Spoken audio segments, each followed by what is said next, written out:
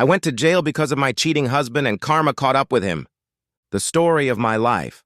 I'll call myself Alicia Moore rather than my real name, since I was 19 years old, is proof that truth is stranger than fiction. No doubt some of the bad things that have happened to me are due to the fact that at 19, I was a completely non-confrontational individual who led a sheltered lifestyle and could perhaps even be labeled milquetoast. Toast. But mostly, I was just a victim of evil. I lived a nightmare, not counting my marriage, for almost a year. I probably would have been scarred for life had it not been for a fortunate coincidence during my ordeal. My lawsuit against the county is still ongoing, but my lawsuit against my ex-husband and his girlfriend was dismissed in my favor, so I will get my punishment from those assholes. I was too young and naive when I married Deputy Sheriff Justin Grimes of Apricot County. I, a 19-year-old, had no chance of marrying a 27-year-old guy, but the sex was good, and we seemed to fit together. By the time I was 21, I realized I had made a huge mistake. Among the many reasons for this were, he became very controlling about everything. He wanted me to drop out of college, even though I was paying for it with a partial scholarship, a part-time job and personal loans, and get a full-time job. He insisted on keeping separate bank accounts, and I had to practically beg him for money to buy groceries, even though they were for both of us, and I was always tasked with making reasonable meals. And he seemed to have a wandering eye and showed no respect for my feelings in social situations. And the climax, I guess I really should have expected it, was my returning home from class on Monday afternoon at the expected time to the apartment we'd bought, with half of the down payment contributed by my parents, though they couldn't really afford it. I found him in our bed having sex with some tramp I later identified as Misty Hart. I screamed. He went on to tell me to get out. I called him an asshole and her a cheater. The asshole waited, got out of bed, pushed me out of the room into the wall in the hallway. "If you weren't such a bad wife, I wouldn't have to do this, you miserable fool," was his explanation. "Now go away until I finish round 3, and then maybe I'll let you have sex with me." With those words, he pushed me into the wall again and left bruises on my arms where he grabbed me to shove me into the wall. I called the police. The 2 men who arrived knew Justin. I don't know what ridiculous story he told them, because they insisted on talking to him alone. But after talking to Justin for a few minutes, they both chuckled.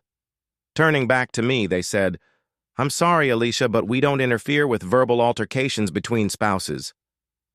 "What are you talking about?" I whimpered. "Can't you see the bruises on my arms, and I'm sure my back is red and sore from hitting the wall twice."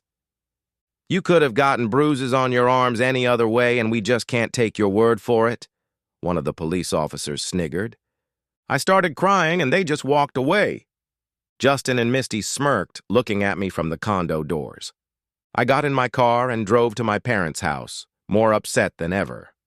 The next day, while Justin was at work, I got all my stuff. I had to skip classes because it required 2 trips in my little car, out of the condo, and even though they couldn't afford it, my parents paid for a divorce attorney to file the papers. Justin was served the papers at the sheriff's office on Friday. The worst part of my nightmare began shortly thereafter. Justin made the divorce process as difficult as possible. He made all sorts of claims that were untrue and dragged out the process as long as he could just to torture me and increase the costs. In the meantime, he put that tramp Misty in our apartment. I was pulled over twice by Apricot County police officers while driving for spurious reasons, and although I didn't get a ticket because I hadn't done anything wrong, they were annoying and harassed me. I also got 2 bogus parking tickets, which were eventually canceled, although I had to spend hours challenging them in traffic court and then also pay court costs. The divorce had been going on for about 5 months now, without much progress, although Justin clearly didn't want to be married to me anymore, and I had even heard rumors that his cheating girlfriend was pregnant, which later turned out to be false. When just as one of my college classes was ending, 2 detectives walked into the classroom and loudly announced that I was being arrested for various cybercrimes. As I cried, protested, and was led away, luckily one of my friends gathered my books and papers and said she would take care of them. The police officers had my laptop. They also asked for my smartphone. As I was being led out, one of the police officers smirked. "Justin says hi to you." Having never been in the principal's office, I was such a good girl and avoided trouble so much that I sobbed uncontrollably in the interrogation room. Fortunately, I had the strength to deny it, and when I dissolved into a puddle of sobbing self-pity on the floor of the interrogation room, they stopped the interrogation and put me in the county jail. For some reason, it took 2 days before a court hearing was held. The public defender I was assigned looked like she had graduated from law school the week before and was as scared of the process as I was. I learned that all the crimes I was being charged with were related to this cheating Misty Hart. I allegedly set up numerous email accounts and sent Misty, whose full name I didn't know until the hearing, all sorts of threatening emails.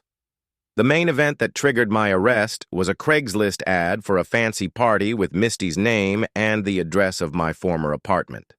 According to Misty, later proven false, 2 guys did show up and attack her in the garage of the apartment, and she somehow managed to escape and call 911 with her blouse ripped and scratches on her shoulders and arms. The judge set bail at an amount beyond my parents' means. It seemed like it was already decided. So I ended up back in the county jail. The jail was horrible. It would be horrible for any human being, but for someone as withdrawn as I was at the time, it was just awful. I was constantly teased and bullied by other inmates and guards, and I was even spanked a couple times. The fact that I cried as a result probably didn't help my situation. Then, when I had been in prison for 16 days, my life changed. One of my 3 cellmates beat me on the arms, and the other 2 giggled when I snapped at them. I don't remember all the details, but I remember somehow grabbing her by the hair and smashing her face into the metal pole supporting the top bunk. It took her by surprise and may have rendered her unconscious. I kept hitting her face into the pole over and over again. The other cellmates called for guards, and when they couldn't easily drag me away, I was like Samson. One of them tasered me. I woke up in the infirmary, handcuffed to a bed where I was examined by the prison doctor. After talking to me for a few minutes and checking my vital signs, the doctor said I could go back to my cell. However, the sheriff, Justin's boss and friend, was there and insisted that I be taken to the police station and questioned about assaulting an innocent cellmate, intending to charge me with felony assault and battery. While I was being led to the police station, I felt completely different than I had before. There were no tears. I was just furious. And I felt empowered as I saw my bleeding cellmate torturer unconscious on another bed in the infirmary as I was led away. When I got to the interrogation room, one of the 2 police officers who had originally arrested me, the one who had said, "Justin says hi," whose name was Detective Smith, walked into the room with a young guy I had never seen before. "Do you remember me, Alicia?" asked Smith with a condescending smile. "Yes, you're Detective Smith, you fat asshole," I replied. He was taken aback. "You're in big trouble," he began with a chuckle. I replied, "You'll be the one in trouble, you stupid blimp with brains, when I'm done with you." The interview turned into an altercation. I couldn't believe it, but I was giving more than I was getting. The young guy sat there with a puzzled expression on his face. At one point, I yelled out, "Look, detective asshole, why don't you shut your mouth instead of scaring me?" I swear Detective Mudak lost his temper and would have hit me if the young guy hadn't intervened. Infuriated, Smith told the young lad, "Stay here and keep an eye on this fool, I'll be back," and walked out. Smith threw me a dirty look as he left. I gave him the finger and said, "Say hi to Justin, you fat asshole." As soon as he left, I looked closely at the young guy. He was neat, clean, and pleasant-looking, and a smile shone on his face. He obviously found what was going on to be good entertainment. I smiled at him sincerely and tried to look as attractive as possible in my orange jumpsuit. "I didn't get your name or why you're here," I smiled, extending my hand to him. I'm Alicia Moore, but technically still Alicia Grimes until the court approves my name change. He shook my hand, and I held it longer than I should have, of course, and even ran my finger over his palm when I finally let go. His smile grew even wider. Hi, I'm Paul Jenkins. I'm getting my master's degree in criminal justice, and I've taken an internship with the Apricot County Police Department for 3 months. I'm observing all aspects of police work. I have to say this is the most interesting activity I've observed, including a couple drug arrests in the 2 weeks I've been on the job, he laughed. Glad I could entertain you a little, I chuckled. I don't usually giggle, but then again I don't usually beat the trash out of people, swear at cops, or otherwise assert myself, so why not? Maybe this dude can help? I thought. So why were you in jail before you took up reconstructing your cellmate's face? He grinned. For the next 5 or 6 minutes, before another detective, Detective Wynn, entered the interview room, I laid out my story to Paul with the greatest efficiency of my life. I told Paul pretty much everything. He seemed interested and even took a few notes. When Detective Wynn introduced himself, I'd never seen him before, I politely shook his hand. I hope we can have a reasonable discussion, he began. In a well-mannered, non-confrontational voice, I replied, Actually, Detective Wynn, we have nothing to talk about. If you review the video from jail and talk to my other 2 cellmates, Jeannie and Starlet, you will understand that my act was self-defense under sufficient provocation. I'm sorry, but that's all I'm going to say. You can ask my lawyer all other questions. All right, he shrugged. He opened the door of the interrogation room and shouted to a uniformed policeman to escort me back to the prison. I took the opportunity to whisper in Paul's ear, in the most provocative voice I was capable of, If you help me, I'll make you worth your money. He smiled as I was led back to my cell. I was prouder of myself than I had ever been in my life. I wonder if being tasered has reorganized my nervous system and brain, I asked myself. I was also proud that I had behaved defiantly towards Paul, another unusual thing for me. Now you're asking yourself what I look like. I may be in the top 25% of women my age in terms of looks, but I'm definitely not in the top 10%. Most men won't kick me out of bed, but really hot guys won't give me the time of day. Although I have certain assets that some guys might find particularly interesting, so even a hot guy with certain tendencies might want to make love to me. I don't usually act provocative or flirtatious, but that all changed after a momentous incident happened to me in prison. In a shocking breach of protocol, the jailers actually returned me to Starlet and Ginny's cell. Julie, the fool I'd ruined, wasn't going back, and a 4th cellmate hadn't been assigned yet. Starlet and Ginny looked at me with newfound respect since Julie was the bully in the cell. After they greeted me, I beckoned them over to me and whispered to Starlet and Ginny, When you are questioned, you had better tell the truth about me acting in self-defense. If you don't, when I get out of here, and I will someday, I will track you down, and what I did to Julie's face will seem like a trip to the beauty parlor compared to what I will do to you. We'll be sure to tell the truth, Ginny muttered, and Starlet nodded in agreement. Nothing came of my attack. Julie refused to cooperate. Jeannie and Starlet supported my claim of self-defense, and all the videos in the prison did not contradict what I said and even confirmed Julie's harassment in the days leading up to the momentous event. About 10 days after I met Paul, Wilma, my court-appointed defense attorney, pulled me out of the commotion to hold a strategy meeting in a prison conference room without video surveillance. I was surprised when Paul joined us. Since there were no cameras in the room, I gave Paul a big hug and smiled even wider. Paul had done his own cyber forensic investigation. The cops and the DA were stalling since I was in jail, and had gotten some interesting information. It turned out that Paul's main goal in criminology was to become a cybernetics specialist, and thanks to his computer skills, he quickly and easily found information that clearly indicated that I hadn't set up the email addresses from which Misty's threats were coming. Not only that, but he proved with a high degree of certainty, with only access to Misty's computer, which he assumed Wilma could have gotten the warrant needed to confirm, that Misty had created the threatening emails herself. As a small example, the email fantasizing about being used on Craigslist was sent while I was in a classroom where computers and cell phones are prohibited, and the professor and several classmates confirmed my presence and lack of electronic devices. They were at the front of the classroom in lockers. Before leaving the interview room, I got Paul's cell phone number, hugged him even tighter, and kissed him on the cheek. Even a lawyer as inexperienced as Wilma could use Paul's information. As she anticipated a big payoff, especially since the case had garnered not only local but national attention, she couldn't wait to get to work. After another 10 days, I was released on my own recognizance because I had missed so much school. I had been in jail for 36 days. I had no way to catch up on my work.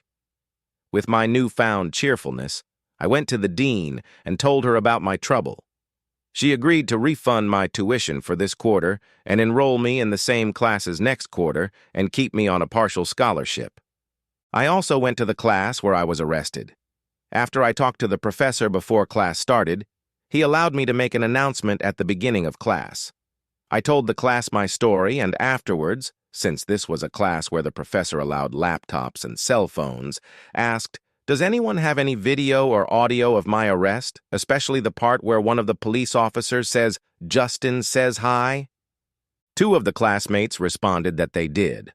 Apparently, the professor found my situation much more interesting and informative than what they would be going over that day, and convinced himself that it was a good learning experience, because he allowed 2 classmates to plug their cell phones into the class computer system and run the video on the large classroom monitor.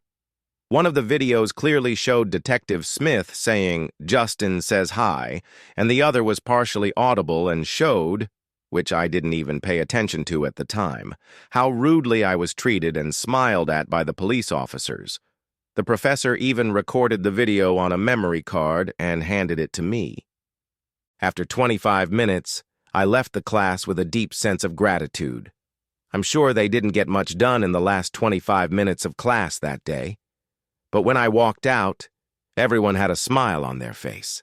Since I was out of school, luckily I still had my part-time job.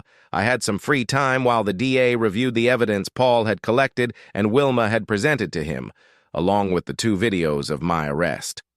I called Paul. After some chatter, I said, "Say, can you meet me tomorrow at noon somewhere near the police station?" "Sure, but where?" he replied excitedly. "I'll give you the address. It's only 4 blocks from the station," I said, and named it. The address turned out to be the address of the testing lab. Arriving there, Paul was a little surprised. "Why here?" he asked. "Because I intend to make you the happiest man in Apricot County, and that means no contraceptives. Let's get tested. I'll pay for it," I giggled, taking his hand and leading him into the lab where I already had appointments. Paul and I went into different rooms. We both had blood drawn, a urine sample, a cheek swab, and a physical exam in the nude. I knew Paul would also have to give a sample. I finished before Paul did, and when I saw the doctor or technician leave the room, I snuck inside. Paul was still out of his clothes and was starting to give a sample of tests. His eyes widened when I walked in. "Let me help you with that," I giggled. He didn't say anything, but his eyes got even wider. I took off my top, exposing my breasts, and started to help him. He really enjoyed it, so much so that his eyes started to glaze over, and I reminded him that he had to position the vial properly to collect the tests. He must have been really into me because his labs slightly overflowed the vial. "That's just an example of what's in store for you, dude," I grinned as I wiped my hands, put on my top, and left the room. Just before I left, I said, "I'll meet you outside." I had arranged with the clinic to have the test results sent to mine and Paul's email addresses. When we met outside, I said, "The test results will be ready by Friday morning. Unless you have any plans for the weekend, my parents are away. As you know, I moved there after my husband left, and we can spend Friday evening all day Saturday and into early Sunday evening to get better acquainted." Yeah, I'd like that," Paul stammered. "You don't mind that technically I'm still married?" I teased, running my hand over his chest. "No, like the good investigator that I am, I read your divorce papers. You're already divorced, and anyway, I'm not one to look a gift horse in the mouth," he smiled, blushing. I handed him a piece of paper with my parents' address on it, gave him a quick kiss on the lips, and giggled. "I'll see you Friday around 7 p.m. Paul is not a super student.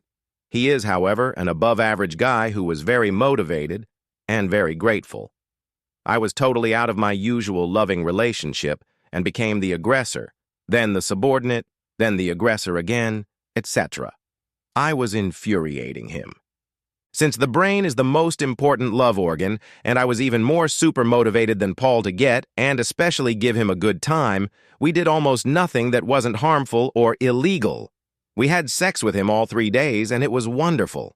When he left around 1 p.m. on Sunday, we were both completely devastated. We both staggered to the door and kissed goodbye. "I've never had sex so many times before. Not even close," she said seriously. "You must be a goddess." "Or at least a sex goddess," he grinned. "Can we do this again?" he asked. "With pleasure, hero," I replied. "However, you have a roommate and my parents are usually home, but if you find a place, just let me know the time and place and I'll do my best to have blind sex with you."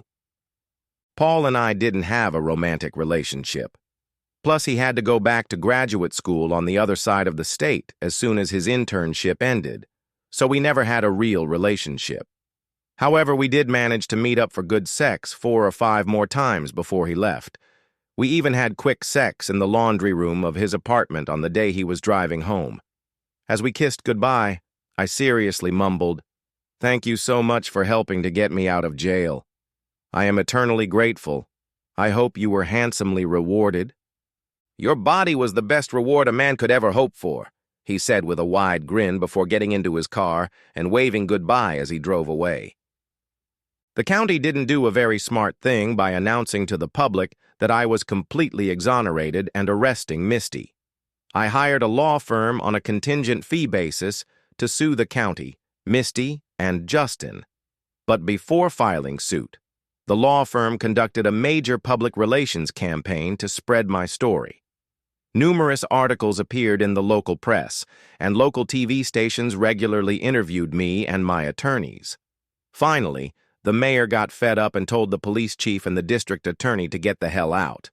Misty was arrested, and the county held a press conference exonerating me. They knew I wouldn't be gracious, so they didn't give me or my attorneys a heads up until after the press conference. Misty saw what the writing was on the wall, and to minimize her time in jail, she took a deal and pleaded guilty. She was sentenced to 3 years in prison with parole eligibility after only 22 months. I intended to attend any of her parole hearings. I received a favorable divorce decree after all the circumstances were clarified, and Justin had to sell the condo because he didn't have enough money to pay me what was owed without doing so. I was also pleased that Detective Smith, or Asshole as I call him, was suspended for a month without pay and demoted 1 grade for his smiles and Justin says hi comment when I was arrested. The other detective involved in the arrest was reprimanded, but with no monetary consequences.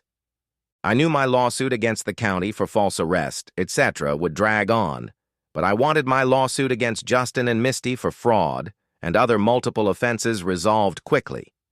When I got the feeling that the case wasn't moving fast enough, given how my character had changed since the taser attack, I decided to speed up the process. The 3 attorneys who primarily handled my case were a married man in his 60s, a married woman in her 40s, and a single man in his 20s. The assistant named Brandon was not noted for his good looks, but was a college athlete and apparently had a nice body. He was a very large guy. I set up a meeting with him and wore the most provocative outfit I had so I wouldn't look like a street girl. When we sat down in the conference room, I positioned myself so that Brandon would have a good shot of my body. After discussing with him the status of the case and how important speed was to me, I defiantly showed my body and, in the most attractive voice I could muster, said, "Brandon, if you can move things along for me, I can provide you with a number of non-monetary incentives." Undoubtedly, he looked at me as he stammered. That's unethical. To have... No, not to have. Relationship." I interrupted him. "Brandon, I've read the ethical canons regarding the attorney-client relationship. It is only a violation of ethics if you use your power or position to demand love favors from me. I am providing you with an incentive. You are not demanding anything from me. If we make a video together that clearly describes our relationship, there is nothing unethical or wrong with that." I didn't know if it was right, but I knew I wouldn't cause a ruckus, and Brandon really wanted to believe I was right. Brendan was panting like a trout just pulled from the lake, sweating, pupils dilated. I stood up, kissed him on the cheek, put a slip of paper with my cell phone number in his sweaty palm, and said, "If you want me to come to your place this weekend, shoot a video, and provide you with your first incentive payment, give me a call." I then sprinted out of the conference room in 4-inch heels, wiggling my body as hard as I could. It was no surprise that Brandon called me the next day. We both simultaneously took selfie videos on our smartphones, in which I clearly laid out the ethical nature of our upcoming relationship. When we were done, I noticed that Brandon was nervous, but his nervousness disappeared when I stood up and started caressing his body. Brandon was actually a very big guy. We made love to him, and it was wonderful. After we had sex, I wrote down what I expected him to do in the trial in the days and weeks to come. I also told him that he should get an STD test at the same time as me and pay for it so we wouldn't have to use protection. Brandon took our deal seriously. He convinced the partner in charge that my case would be the best learning experience for him and that he should take charge of everything except the actual court hearings. The partner agreed. With a properly motivated Brandon at the helm, we made it to trial less than 3 months after our first lovemaking. At trial, the male and female partners did most of the witness questioning, opening statement, closing argument, etc., but Brandon was really on top of things, providing copies of evidence, taking notes, and doing witness preparation. He and I did a lot of witness preparation together, in between making love, and my testimony turned out great. Misty was still in jail and didn't testify, and Justin turned out to be a terrible witness for his case, but great for ours. I ended up with a $600,000 judgment against Justin and Misty, who were jointly and severally liable. My attorneys immediately garnished Justin's wages. In addition, it turned out that Misty had some assets due to an inheritance from a wealthy uncle, and it looked like I would end up getting $400,000 and my attorneys would get the other $200,000. When the case was over, I made Brandon a very nice settlement but declined to continue the relationship. Brandon's law firm continued to work on my case against the county where we were seeking millions, and I promised him that he would get a reward if the outcome was suitable, provided I was not married at the time. After my relationship with Brandon ended, I began to wonder if there was something neurologically wrong with me. While I was having sex with Paul and Brandon, I had multiple one-night stands and several multi-night couples. I didn't like that aspect of my personality, especially since I was still hoping to find the real Mr. Right and not the fake one that Justin was. I went to see a neurologist who had been highly recommended to me and whom I could afford thanks to the initial payment on the lawsuit against Misty and Justin. I told Dr. Watson everything. Her initial prognosis was that the taser shock might have affected my limbic system, which controls sexuality in general. She showed me an article she had co-authored on the effects of electrical stimulation on the limbic system. She told me to read it carefully for my next appointment in a week while she strategized treatment. I can't say I understood all the terminology in Dr. Watson's article, but I got the gist of it. So I had no concerns about the electrical stimulus treatment. The only question I had was whether the treatment would also affect the percussive aspects of my personality that I wanted to preserve. At my next appointment, doctor, Watson explained her recommended treatment scenario. She reported that there was less than a 10% chance that the treatment would negatively affect my cool personality traits because they were controlled by another part of the brain, and an 80% chance that it would significantly mitigate the current negative reactions of my limbic system. Over the next month, twice a week, I received more and more electrical stimuli using precisely placed electrodes. At the end of that time, I really felt cured, and Dr. Watson said that my brain scan definitely showed changes in my limbic system. She couldn't guarantee that the changes would be permanent, but she could tell me that if I relapsed, she could repeat the procedure with likely the same results. It has now been 3 years since my treatment with Dr. Watson. Since then, I've only had one-night stand, and that was under very peculiar circumstances. Paul was in town for one night with additional evidence that I could use in my lawsuit against the county. For the past 18 months, I've been dating a guy a year older than me who owns his own business and seems to be genuinely in love with me. He's the only person I've ever wanted to have sex with in those 18 months. I have accepted his marriage proposal, and we plan to tie the knot of marriage in about 6 months. My lawsuit against the county is still ongoing, and my attorneys are expecting a good settlement offer any day now, and if not, they expect to win in court. So despite my experiences, I don't have any emotional scars. I improved my personality, had some really good love experiences, and after some neurological treatment, found Mr. Right. However, I do not recommend being tasered. Things may not work out the same for you. The end. Subscribe to my channel. Thank you.